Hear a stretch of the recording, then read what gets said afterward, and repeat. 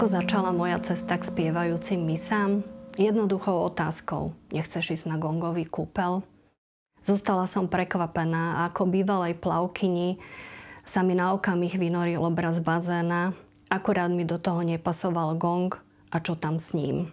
Ale išla som, plavky som nechala doma a zažila som neobyčajnú, príjemnú hodinu oddychu.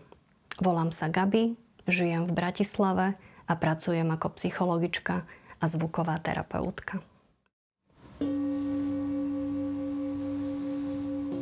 Vždy som rada robila relaxácie pre pacientov, keď som pracovala na psychiatrickej klinike a aj neskôr pri psychoterapeutickej praxi. V Bratislave som stretla Silvánu a Mirianu, ktoré vedú Peterhes Akadémiu v Chorvátsku. So 16 gongami a spievajúcimi misami vytvorili taký zvukový priestor, ktorý bol pre mňa neopakovateľným zážitkom natoľko, že som sa k ním hneď prihlásila na kurz Peterhes zvukovej masáže do Záhrebu.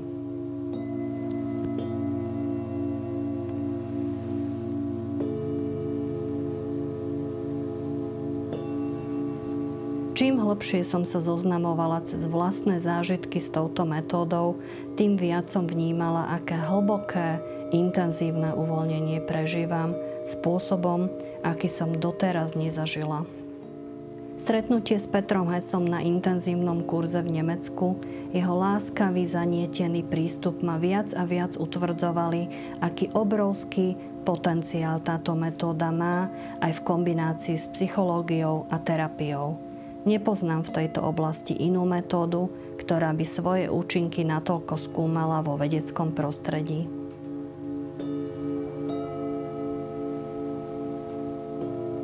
Pre mňa jedným z najkrajších zážitkov pri zvukovej masáži je, keď sú klienti prekvapení z vlastného zážitku a príjemne zaskočení z toho, čo zažili a čo si uvedomili u seba. Keď sa presunú z lehátka do kresla, nemajú niekedy chuť vôbec rozprávať, len neveriacky sa usmievajú. Vtedy si s radosťou uvedomujem, aké mám šťastie, že mám takúto prácu. Je rovnako úžasné pozorovať, ako sa dá hodinová psychoterapeutická práca hlbšie integrovať so spievajúcimi misami a prepojiť s telom. Alebo namiesto dlhšieho rozhovoru radšej vytvoriť konšteláciu s misami na danú tému. Krásny zážitok som mala so svojím niekoľkotýždňovým krstným synom, ktorého som obklopila misami a najjemnejšie, ako som len dokázala, som začala na nich hrať. On o chvíľu upadol do hlbokého spánku. Poznal zvuky, boli mu známe, pretože jeho mame počas tehotenstva som robievala zvukovú masáž zvaná Pradôvera.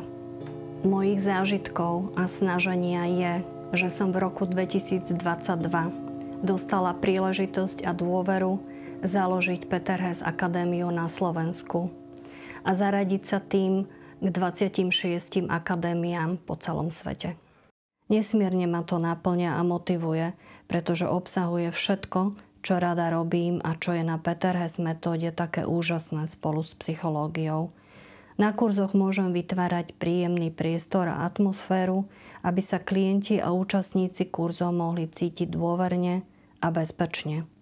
Môžem ich učiť vnímať daný okamih bez posudzovania a hodnotenia a pripomínať, že postarať sa v prvom rade o seba nie je egoistické a rozmarné, ale nevyhnutné.